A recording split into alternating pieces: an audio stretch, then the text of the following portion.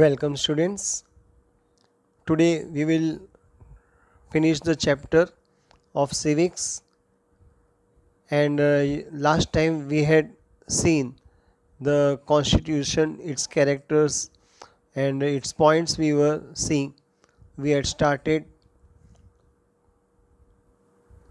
basic features of the constitution. We had completed almost 5 points. Unified arrangement during crisis, that was the last point we had discussed. Today we will start with the 6th point. Here it is written bicameral practice.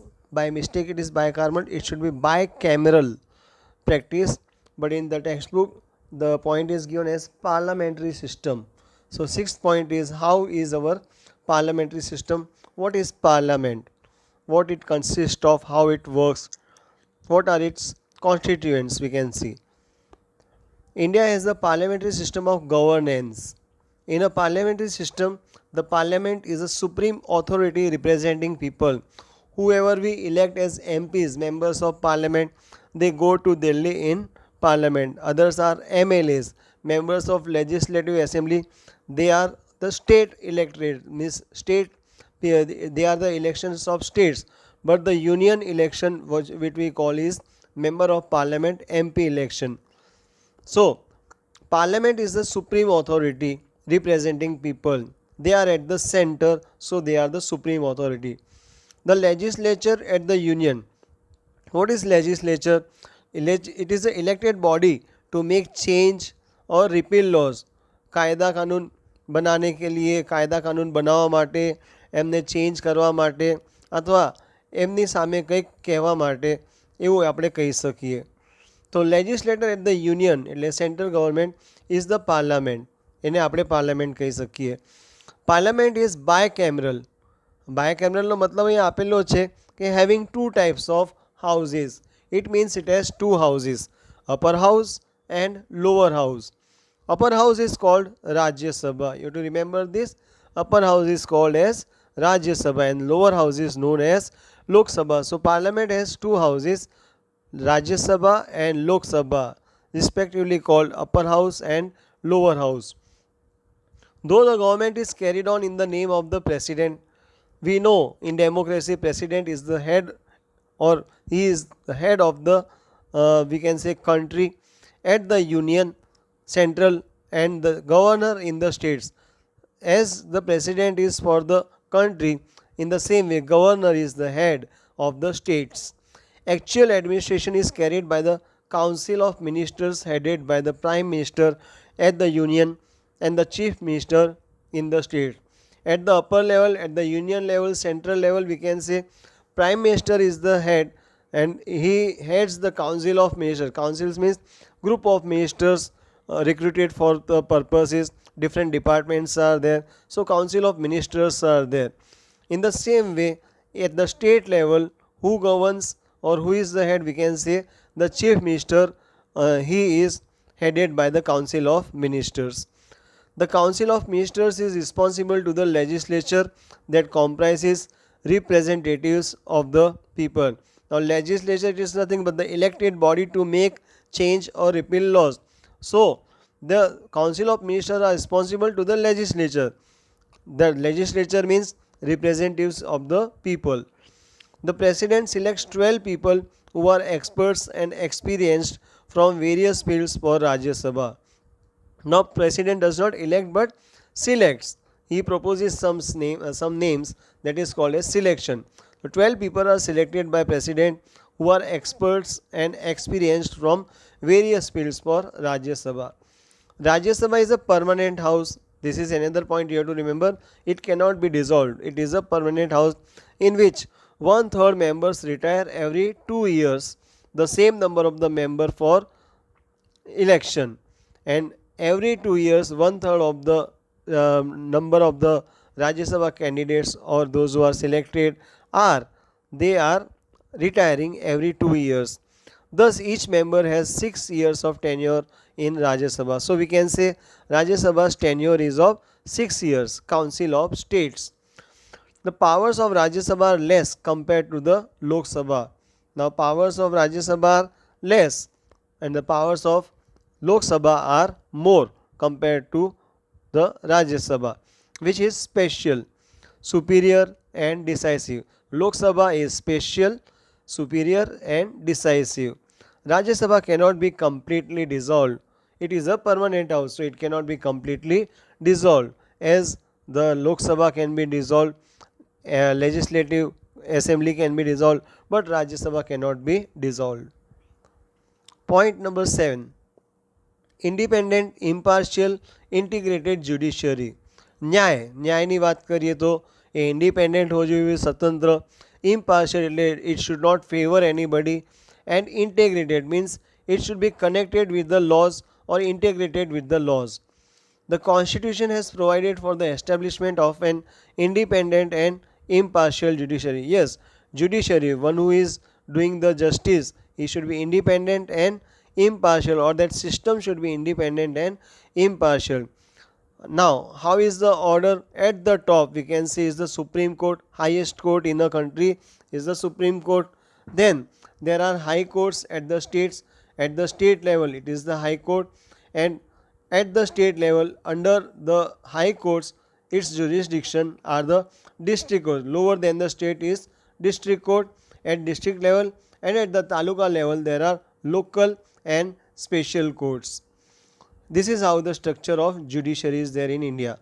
The judgments of Supreme Court are binding to all the subordinate courts of the nation. Now, as the topmost court is the Supreme Court, so its decision is binding, means all have to obey the orders passed by the Supreme Court. Nobody can challenge the orders of Supreme Court or judgments of Supreme Court. In case of conflict between the union and state government, in case there is a conflict, संघर्ष होता है, झगड़ा होता है, union और state government में अनबन होती है कोई बात पे, matters relating to constitution and interpretation of statutes.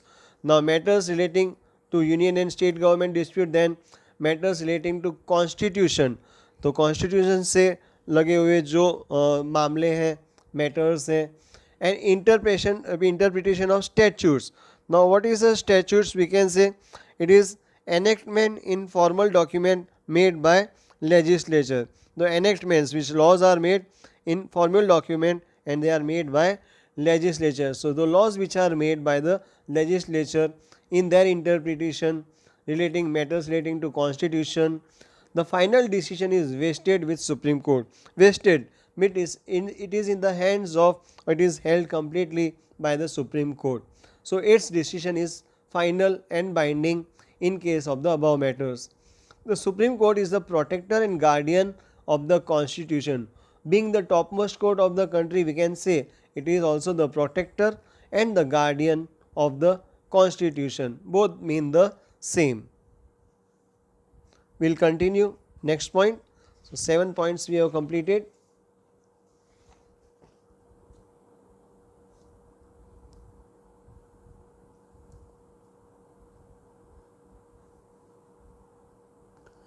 Eighth point.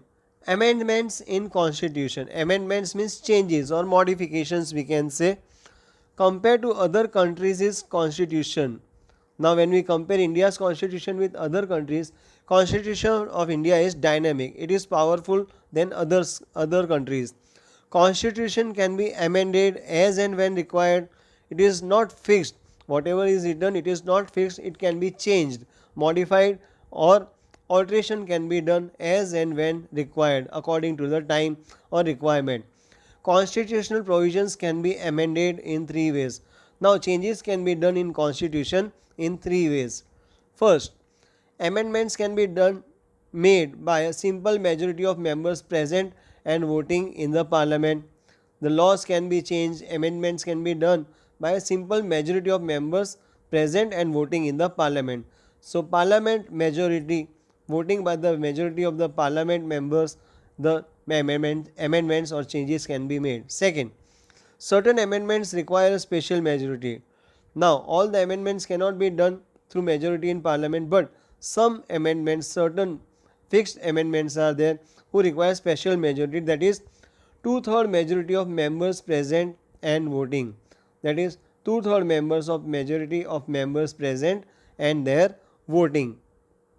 Third, concerning the union state relations, the special majority, that is two-thirds. Now when there is a dispute or when there is a case or matter of union state relation in the constitution, two-thirds of the majority and the concurrence not less than 50%. Concurrence means frequency, we can say not less than 50% of the state legislature is required. So agreement, concurrence means agreement, 50% of the state legislature should agree with the amendment and two-thirds of the majority should approve it.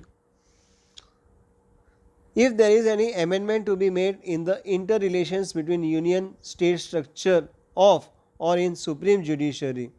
Now in the supreme judiciary, in the laws of Supreme Court, if any amendments or changes are made or have to be made between the union and state relations, we can say, then half of the states from the total states have to give consent. Then half of the states from the total states have to give consent. Judgment of court can also bring amendment by the parliament, and judgment of court can also bring amendment, means courts can bring their judgment and they can approve it through parliament. Their amendments can be approved through parliament majority. There will be no change in the basic structure of the constitution. The fundamentals or basic things, we can say, of the constitution will not change. Simple majority in parliament can bring change in the amendments of the constitution. Simple majority, as discussed earlier, parliament's simple majority can give a change or bring changes in the constitution. That's why the constitution is known as the most inconstant and flexible document. So it is known as the inconstant. It is not constant, it is not fixed. There can be changes, and as changes are done or changes can be done, it is a flexible document. But at certain cases it is not amendable by simple majority, as in the above case we saw union and state governments relationship. Simple majority cannot do the amendments. Without the majority consent of states, it is not amendable. Till majority of the states do not give agreement, do not consent the amendments or changes, it cannot be approved or it cannot be done. Then too, the mixture of both makes the constitution. But still we can say constitution is a mixture for the union government as well as the legislatures or laws for the state government. Ninth, universal adult suffrage means world election rights, we can say world voting rights in other ways. In India, we have a system of adult suffrage which is flexible. Adult suffrage is there. Above 18 years, one can vote without any discrimination, which is flexible. According to that, any citizen who is above 18 years of age and above possesses right to vote in the elections of parliament, legislative assemblies or local self-government bodies. There are three types of elections, as I told earlier. MP means member of parliament, who is a union leader, we can say, at the central level.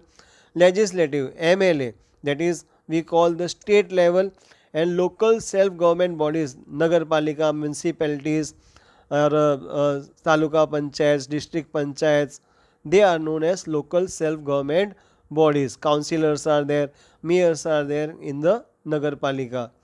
So three types of elections are there in our country. Without any discrimination of education, property, economic standard, caste, creed, religion, whoever it is, above 18 years anybody can vote. That is the simplest meaning. 10th point, secularism. As discussed about, secularism means no religion or no religion is major in a country. All the religions are considered equal. People can follow any religion they want. All the religions are protected. It is not any religious country, we can say. We have discussed earlier about secularism in the preamble. In the constitution, India has been declared as a secular state. People of different religions reside in India. Diversity is there in India. Different types of religious people live, or different types of religions are followed in India. Almost all the types of religion followed by the world, their people reside in India. Therefore, the state cannot discriminate any citizen on the basis of religion. So discrimination, भेदभाव नहीं कर सकते कोई भी धर्म के आधार पे. No citizen can be given special rights. No citizen has special rights or cannot be deprived of certain rights. He does not have any special right, nor he can be deprived. Means we cannot say no for any right to a any citizen of India. The state has to be absolutely impartial. No favorism should be done, and neutral in respect of religion, and no favorism. Impartial itself means it should be neutral in respect of religion. Only secular state can offer proper or equal treatment towards all citizens. If it is a religious country, like I said, Bangladesh is there, Pakistan, they are known as Islamic countries.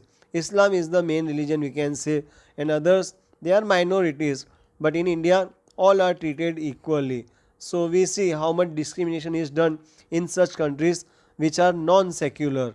जो सांप्रदायिक देश हैं, we can say Pakistan and Bangladesh, there ill treatment is given to the minor religion people or citizens of minor religion. Secularism means that the state doesn't interfere in matters of religion. There is no interference of government or we can say elected people in the matters of religion, or is biased to any specific religion. Biased means favoring any specific religion. This cannot be done. It is totally prohibited. The state has to be secular and indifferent. It should be similar, or it should look similarly, not indifferently, to all the religions. Followers of every religion are free to follow and practice their religion of choice. Every religion's followers, they have a right to practice their religion of choice and follow it. Judicial review. Judicial review is the chief characteristics of the constitution. If there is any order passed or judgment passed, it can be reviewed further. That is not final, we can say.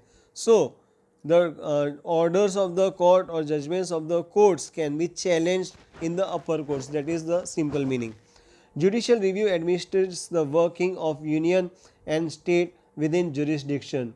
Without disrespecting the powers of parliament, the constitution has made an effort to harmonize. Harmonize means peace, we can say, the principles of judicial review.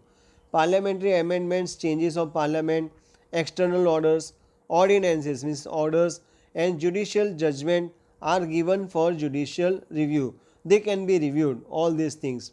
If the court finds any indiscrepancy in the external orders, indifference is there, or it is not up to the point, or some bias or favorism is done, then ordinances or judicial judgments, it can stop them by declaring them unconstitutional. If the orders passed, ordinances, external orders, or judgments given by a court, they are found indifferent, indifference is there, then they can be declared unconstitutional or they can be challenged. Fundamental rights and duties, basic rights of citizens and their duties. Fundamental rights are conferred का मतलब होता है given as gift or honor as being a citizen of India by the constitution to live a dignified life, a respectful life, to live. Some fundamental rights are given. The most valuable capital of our country is in the overall development of nation. Yes, development is done, we can say it is overall, which further lies in the fundamental duties and rights. Right to constitutional remedies, and for the children 6 to 14 years of age, right to education, RT, which we call in short, are also made available. So constitutional remedies, we can challenge the constitution, and right to education, compulsory education is there for the children of age group of 6 to 14 years. Directive principles of state policy.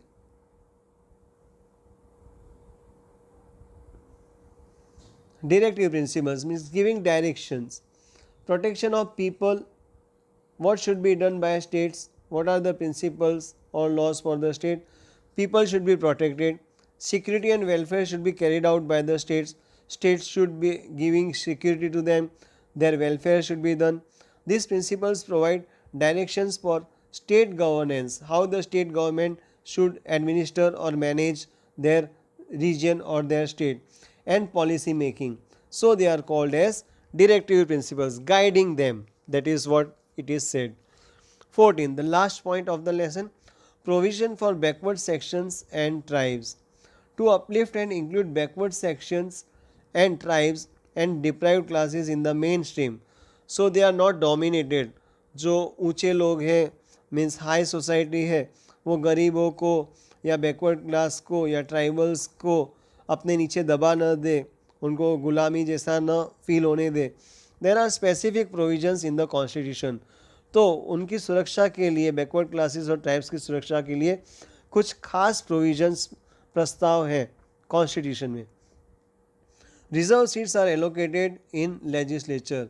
You know reservation in India is there for such people. Legislature में उनके लिए reservation है.